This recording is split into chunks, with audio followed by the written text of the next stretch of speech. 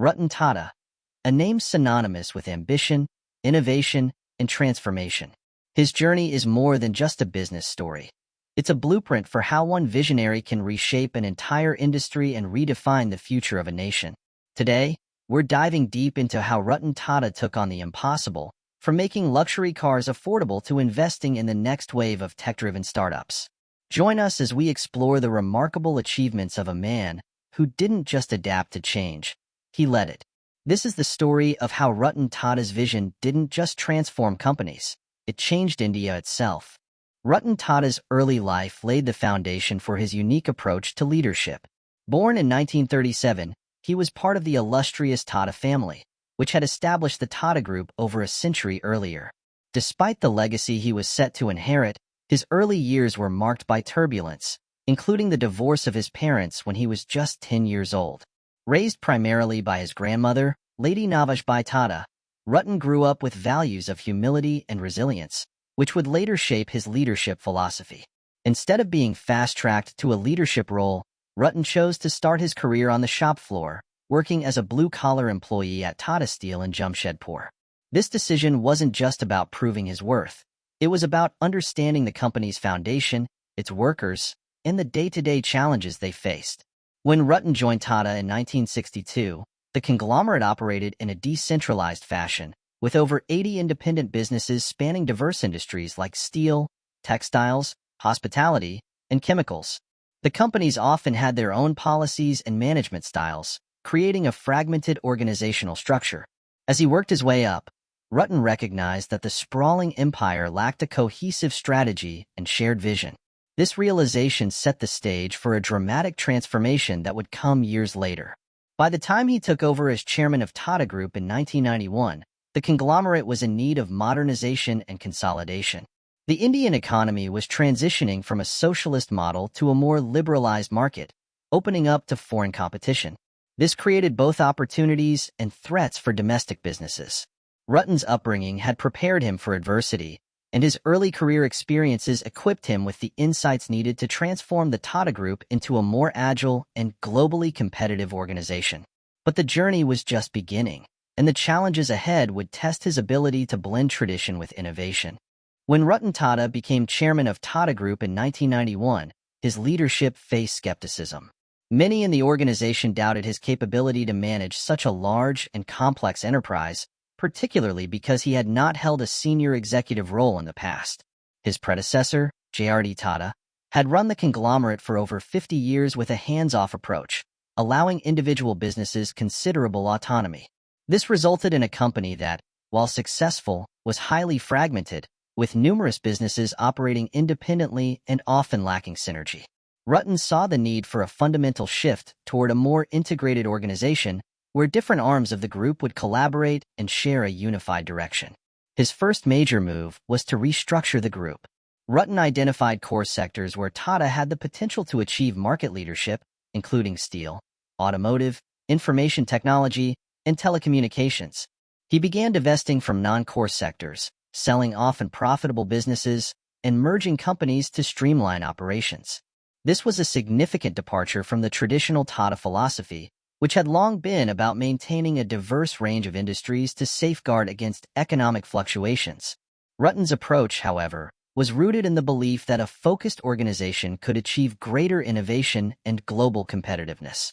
To drive this transformation, Ratan made another bold move.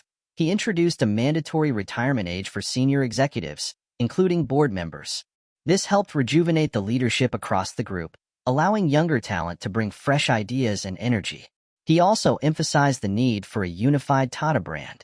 While the Tata name was well known in India, many of its businesses operated under different identities abroad, which limited brand recognition.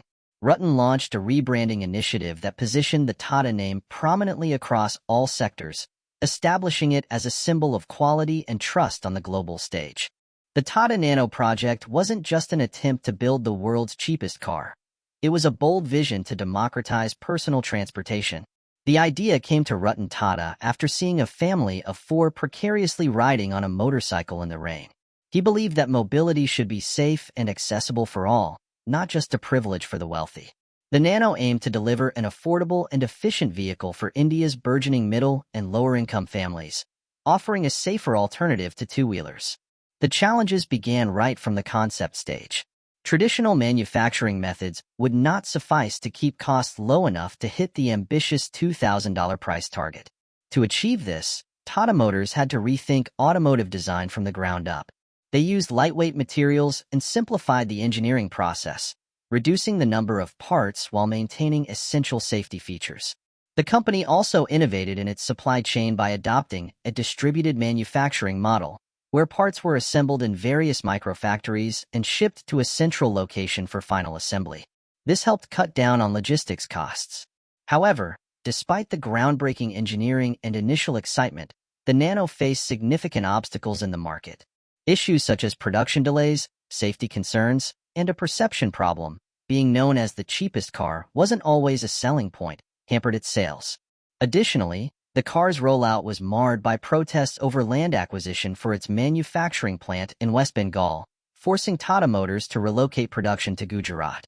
These challenges highlighted the complexities of making innovative ideas commercially viable, especially in an emerging market like India. Although the Nano did not achieve its commercial goals, its development set new standards in cost-effective automotive engineering.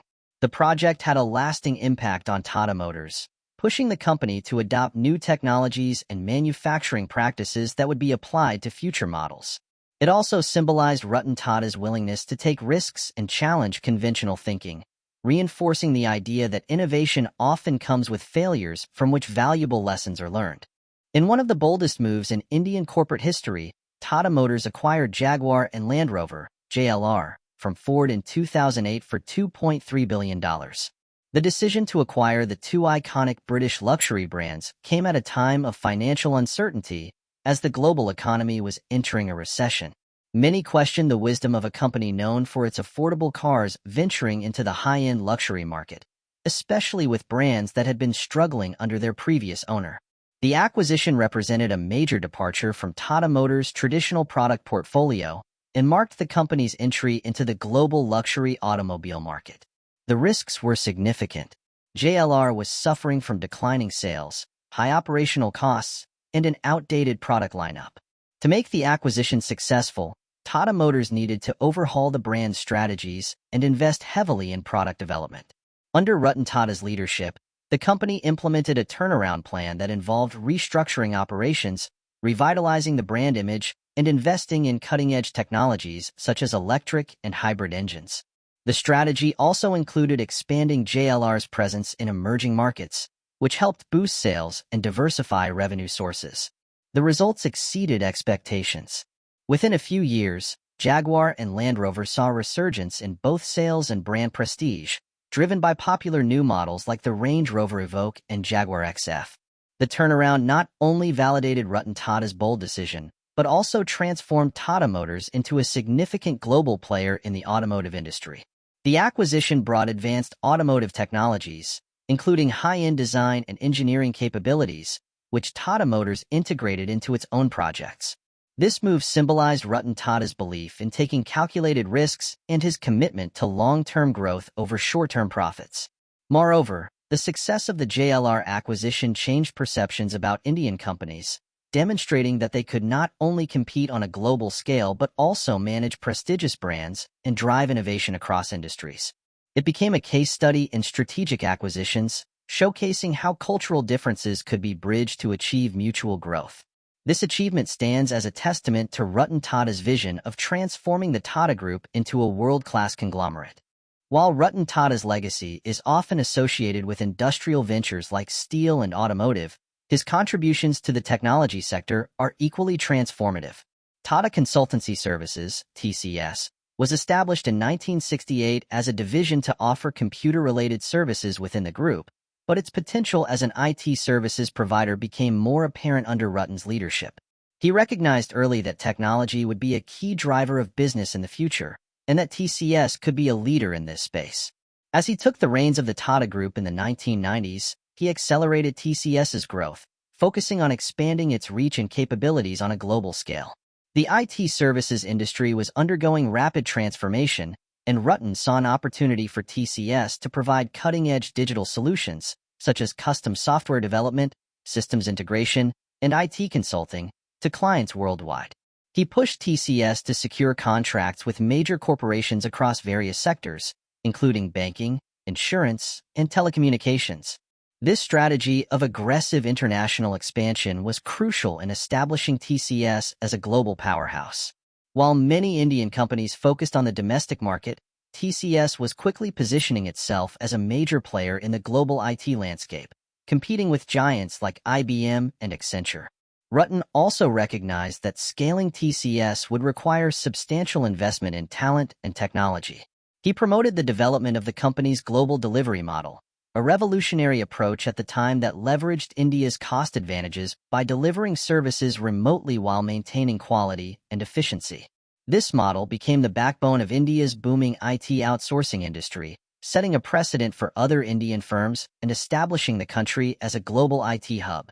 TCS's growth during this period was not only about increasing revenues, but also about positioning India as a leader in technology services. Under Ratan Tata's guidance, TCS made a landmark move by becoming the first Indian software company to be listed on the New York Stock Exchange in 2004. The initial public offering, IPO, marked a turning point, further increasing the company's visibility on the world stage and demonstrating the maturity of the Indian IT sector.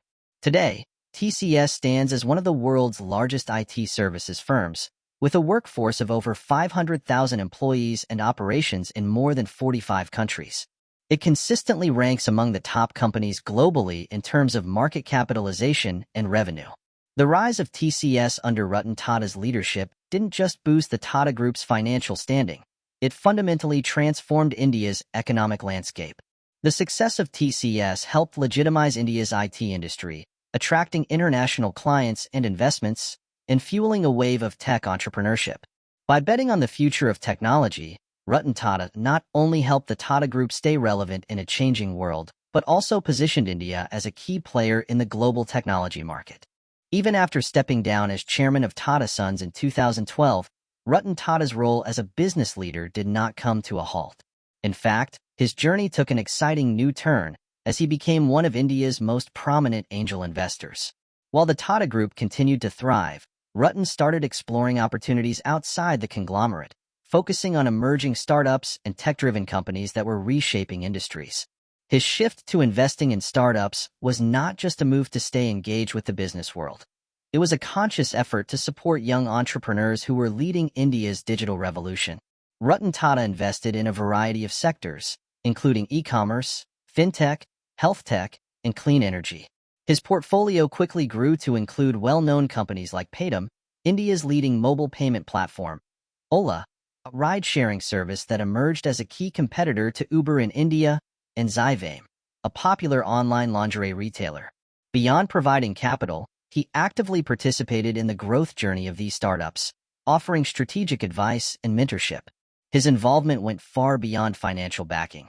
He became a symbol of support for India's startup ecosystem, providing credibility and attracting further investment to the companies he endorsed. His approach to investing was driven not just by financial returns, but by the desire to contribute to India's socio-economic growth. Ratan Tata's investments often aligned with sectors that could solve critical problems in the country, such as digital payments, affordable healthcare, and sustainable energy. For example, his investment in Repos Energy, a startup focused on mobile fuel delivery, aimed to address inefficiencies in fuel logistics while promoting energy accessibility. Similarly, his support for startups working on electric vehicles and renewable energy reflected his commitment to sustainable development. Ratan Tata's influence extended beyond the startups he funded. As one of the most respected figures in Indian business, his involvement signaled to the broader investment community that India's startup ecosystem had matured and was ripe for growth.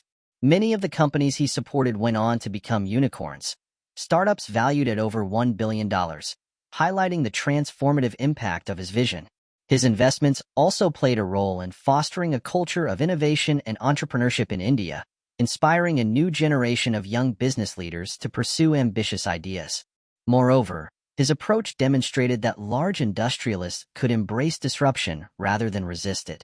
While traditional businesses sometimes saw tech-driven startups as threats, Ratan Tata viewed them as opportunities for collaboration.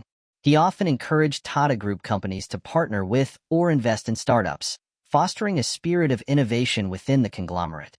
This blend of traditional business acumen and modern entrepreneurial thinking became one of Ratan Tata's defining legacies, showing that a leader's impact could extend far beyond their own enterprise.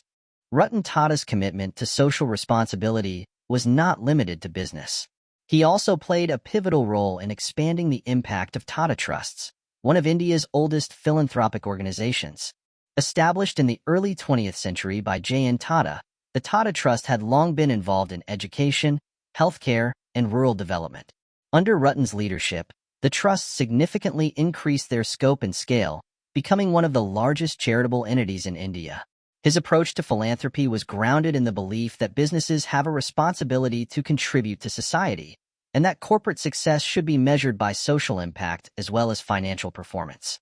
Ratan Tata expanded the Trust's focus to include areas such as clean water and sanitation, nutrition, cancer care, and digital literacy. The emphasis was on creating sustainable solutions to systemic problems, rather than merely providing charity.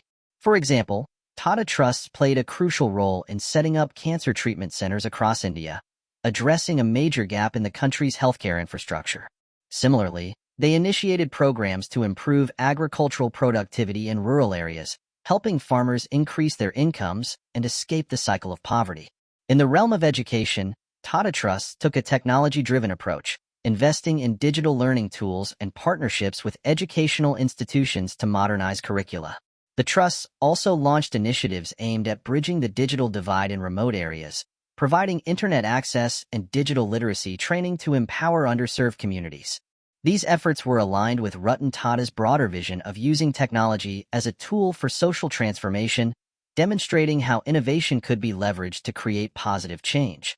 Ratan Tata's influence on the Trusts also extended to the corporate level, where he promoted the integration of social goals into business strategies. He encouraged Tata companies to undertake initiatives that addressed social and environmental issues, whether through sustainable business practices, corporate social responsibility programs, or partnerships with nonprofits. This approach to philanthropy was not just about giving back. It was about creating shared value and ensuring that the benefits of business growth were felt across society. Through his work with Tata Trusts, Ratan Tata reinforced the idea that the ultimate purpose of wealth is to improve the quality of life for all. His legacy in philanthropy goes beyond the projects and donations. It is a testament to the power of combining business success with social impact to build a more equitable world. Ratan Tata's tenure was marked by a forward-looking approach to technological collaboration, which not only advanced the Tata Group's business interests, but also propelled India's position in global technology development. He understood that for Tata companies to stay ahead in an increasingly competitive world, it wasn't enough to rely solely on internal innovations. Instead, forming strategic partnerships with global technology leaders was essential. These collaborations brought world-class technologies to India and allowed Tata companies to leapfrog in areas where they lacked expertise, from software development and engineering to high-tech manufacturing. Under Ratan Tata's leadership, the group entered into several high-profile collaborations, including joint ventures with giants like IBM, GE, and Boeing. For instance, Tata Motors and Fiat formed a partnership to share manufacturing facilities, enabling the two companies to benefit from each other's expertise and expand their market reach. Another significant example was the collaboration with Boeing to manufacture aerospace components, which brought advanced aerospace technology and manufacturing capabilities to India. This partnership wasn't just about business growth. It also contributed to India's aspirations of becoming a global aerospace manufacturing hub. One of the most significant areas of collaboration was in the field of software and IT services, where Tata Consultancy Services, TCS, established itself as a global leader by partnering with international tech firms. TCS worked closely with companies like Microsoft and Oracle to integrate their solutions into business offerings, enabling clients to benefit from cutting-edge technology. Ratan's emphasis on forging global technology alliances helped TCS transition from a traditional IT services provider to a consulting powerhouse capable of delivering end-to-end digital transformation projects. These partnerships also accelerated TCS's expansion into markets such as the United States and Europe, significantly boosting its international revenues. Ratan Tata also fostered a culture of open innovation within the group, encouraging collaboration not just between Tata companies and international firms, but also between Tata companies themselves. For example, Tata Steel's engineering expertise often complemented Tata Motors' needs in vehicle manufacturing, while TCS provided IT services to other Tata Group businesses, thereby improving operational efficiencies across the board. This internal synergy was instrumental in driving innovation, as it allowed companies within the conglomerate to share knowledge, technologies, and best practices. In addition to formal business partnerships, Ratan Tata played a key role in establishing academic collaborations aimed at fostering innovation and research. The Tata Group partnered with leading universities like Harvard, MIT, and IIT's, Indian Institutes of Technology, to support research and development in fields such as materials science, artificial intelligence, and renewable energy. These collaborations resulted in groundbreaking projects and patents, helping to place Indian technology on the global map. By actively seeking and embracing partnerships, Ratan Tata demonstrated that collaboration was not merely a business strategy, but a philosophy. It reflected his understanding that in a world driven by rapid technological change, the only way to remain relevant was to constantly learn, adapt, and co-create. This open-minded approach enabled Tata companies to evolve continuously and stay at the forefront of technological progress, thereby reinforcing the group's reputation as an innovation leader. Ratan Tata's leadership journey wasn't without its share of setbacks and challenges. In fact, some of his most notable initiatives, like the Tata Nano and the group's international acquisitions, came with considerable risks and lessons learned. The Nano project, for instance, aimed to revolutionize the automotive market with the world's cheapest car. However, despite the initial buzz, the Nano struggled with a host of issues including market perception, production delays, and safety concerns. While the idea behind the car was groundbreaking, the execution faced significant hurdles, such as the relocation of the manufacturing plant from West Bengal to Gujarat due to land acquisition disputes. This move led to delays and increased costs, which hindered the car's market entry. The Nano's failure to gain commercial success was a humbling experience for Ratan Tata and the company. It highlighted the challenges of balancing innovation with practical market considerations and the importance of understanding consumer perceptions. Although the Nano didn't achieve its intended impact, Ratan viewed the experience as a valuable lesson in resilience and the unpredictable nature of innovation. It served as a reminder that even the most visionary projects could face unforeseen obstacles. The acquisition of Jaguar and Land Rover, JLR, also presented significant challenges, especially given the timing of the purchase during the global financial crisis. There were doubts about whether Tata Motors, primarily known for budget vehicles, could manage two iconic luxury brands with vastly different customer expectations. Initially, JLR faced declining sales, financial losses, and the need for significant capital investment in research and development.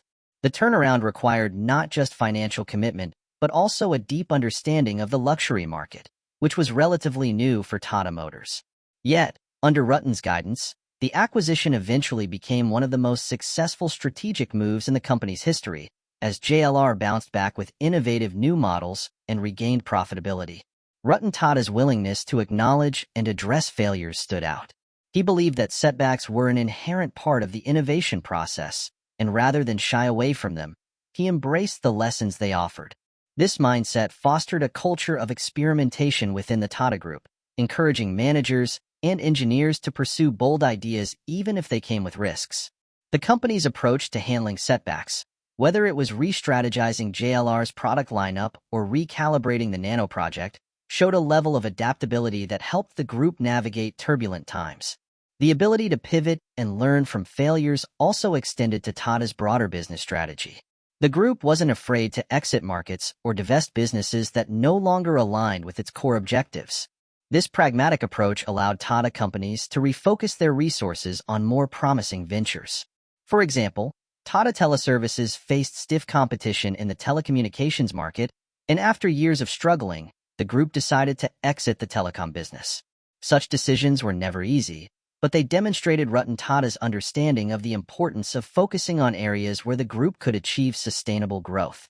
Through these challenges, Ratan Tata's leadership exhibited a unique combination of resilience, humility, and strategic thinking. He didn't shy away from risks, nor did he let failures define him or the group. Instead, he viewed them as stepping stones to greater achievements. This philosophy of continuous improvement and learning from adversity became one of his defining legacies.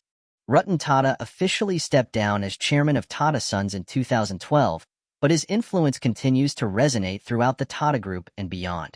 His leadership fundamentally reshaped the conglomerate, transforming it from a collection of loosely connected companies into a globally recognized brand with a strong presence in industries as varied as steel, automotive, technology, and consumer goods. The principles he championed, ethical business practices, innovation-driven growth, and social responsibility, continue to guide the Tata Group's corporate philosophy. One of the most significant aspects of Ratan Tata's legacy is his emphasis on ethical business conduct. During his tenure, he consistently advocated for transparency, fair play, and a long-term perspective over short-term gains. This ethical foundation not only earned the Tata Group the trust of customers, employees, and shareholders, but also set a benchmark for other Indian companies to follow. It showed that a business could grow and thrive while adhering to strong moral values, and that doing good and doing well were not mutually exclusive. Ratan Tata's impact on the startup ecosystem also endures, as many of the companies he supported have become leaders in their fields, from fintech and e-commerce to health technology. His investments have not only fueled the growth of individual startups, but have also contributed to the development of a robust entrepreneurial culture in India. This, in turn, has inspired a new generation of entrepreneurs to pursue innovative solutions to societal challenges, further expanding the reach of his influence.